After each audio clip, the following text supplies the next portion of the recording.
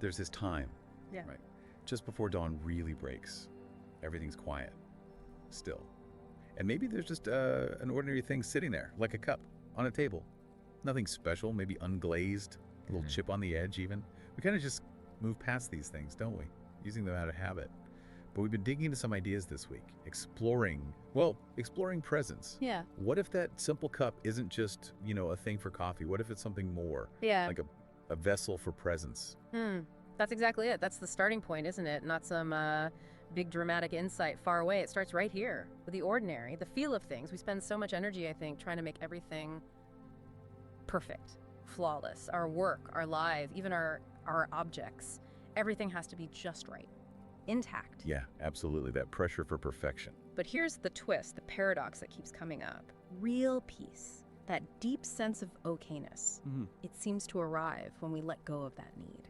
When we stop insisting everything must be perfect. So the cup, yeah, even with its little chip, doesn't need to be anything else. And just by being itself accepted, somehow it holds the whole universe. It reflects it all back. Yeah, that feels like a real challenge, though, to how we live. We're just so trained, aren't we? Yeah. To rush, to fix, to replace things the moment they aren't perfect, to fill every silence. You pick up that cup and bam, the mind's already gone. Emails, worries, the to-do list. Before the warmth even registers. Exactly. So the question becomes, what if stillness isn't empty? What if we've just forgotten how to sit with it? What if that quiet, that awareness, Yeah. what if it's actually fullness? Let's stay with the cup for a moment before anything happens to it, just as it is. Its wholeness, maybe, isn't about being unbroken. It's about its presence, right here, right now. It's like a mirror, in a way. When you hold it, feel its weight, the curve, notice the steam rising. You described it as like a whispered question. In that moment, if you really pay attention, it stops being just a tool. It becomes this quiet companion. And it reflects something back to you, doesn't it? Your own quietness, your own impermanence. Okay, shifting from tool to companion, I get that. But why focus on that before something breaks? If I'm trying to keep things running smoothly, shouldn't I focus on, preventing the break? Well, maybe the art of, let's call it not fixing, maybe it begins way before the crash. It starts right here, in the quiet act of really seeing what's already in front of you. If you rush the cup, you rush your life. That seems to be the connection. If you can be mindful of its simple form, its presence, you're practicing a kind of trust in the moment itself. Think about a Zen garden. Those stones, they just sit there, right? They rest. They let the gravel be raked around them. They don't fight the pattern. They don't resist the gardener. They just allow. They allow reality to emerge around them. The cup is a bit like that stone. Before the fall, it isn't clinging to its shape. It isn't worrying about maybe shattering later. True wholeness, perhaps, isn't about never breaking. It's about being fully present right now without fighting what is. That's about existing without needing to control everything, which is, frankly, really hard for most of us. It is hard, extremely hard. Maybe the cup was never truly ours to keep perfect forever. Maybe it was only ours to hold for a little while, with care, with tenderness. Okay, hold that tenderness. Yes, because Okay. things shift, always, often in just an instant. The hand slips, the cup falls, and there's that sound.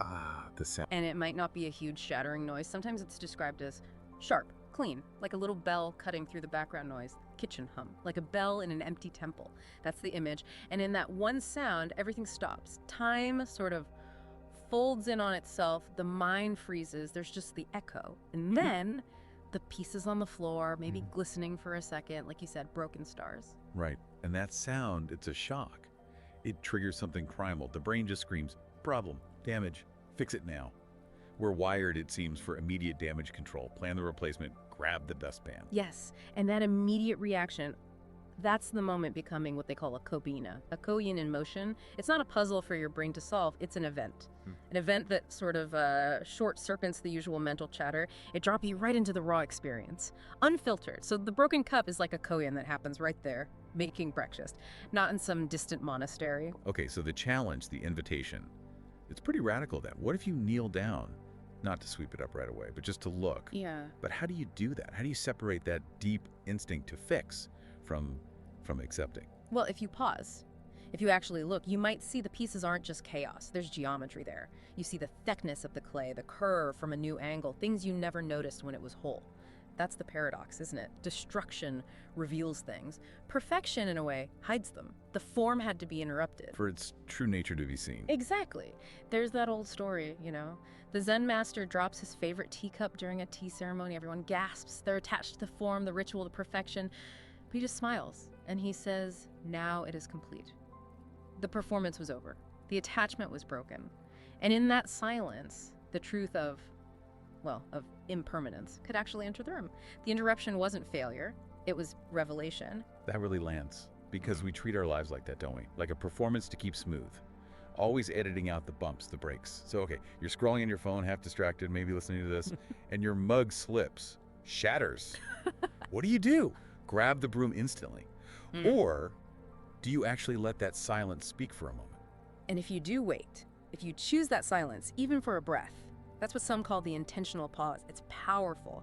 Your mind snaps back into your body. You feel your feet on the ground again. You might notice your jaw is tight or your chest. That's mindfulness, really. An awakening in the middle of the mess. And you might realize that frantic urge to fix. It's not really about the cup. It's about your own system craving control over the unexpected. When you choose not to act instantly, you're doing something radical. You're trusting the moment, just as it is. Broken pieces and all. Okay, let's talk about the aftermath then. Because we live in a world obsessed with solutions, fixes. If it breaks, you mend it. If you can't mend it, you throw it out, replace it. So this whole idea rests on choosing not to mend. But how do you know that's acceptance and not just giving up or avoidance or even laziness? That's a really important question, a crucial distinction. Avoidance kind of rushes past the discomfort, tries to ignore it. Acceptance leans in. It chooses to see the break fully. We often talk about Kintsugi, right? Mending broken pottery with gold lacquer. And it's beautiful, a wonderful metaphor. It says, healing is possible, and the scars, the history, can make something even more beautiful. That's profound wisdom. It is. But maybe, just maybe, there's an even deeper, more radical act sometimes. And that's the choice not to mend it at all, to leave it broken. That's a kind of quiet rebellion against the need for everything to be seamlessly restored. Okay, but what does that actually look like? For someone listening, maybe dealing with a project that failed or a dream that dissolved, they feel this pressure to fix it, to restart, to glue it back somehow. It looks like choosing. Maybe reverence over restoration. Think about that monk again, the one whose cup shattered.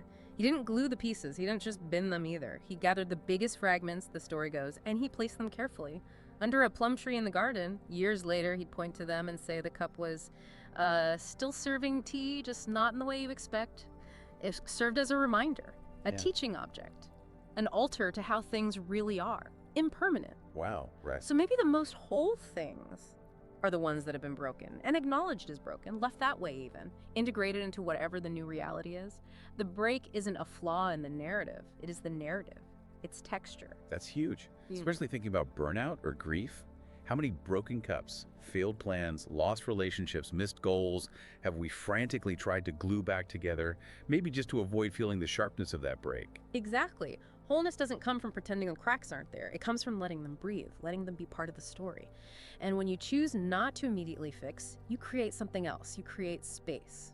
In Japanese aesthetics, there's a concept for this. Ma. Okay, tell us more. How does that apply here? It's the emptiness that gives shape to things, the necessary gap. Think of the silence between notes in music. That's ma. Without it, it's just noise. Or the empty space in a room or a painting. It allows what is there to be seen, to be felt. It's the pause between breaths even.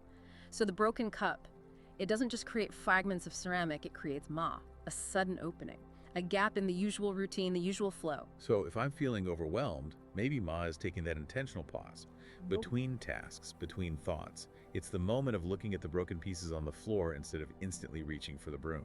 That's it, precisely.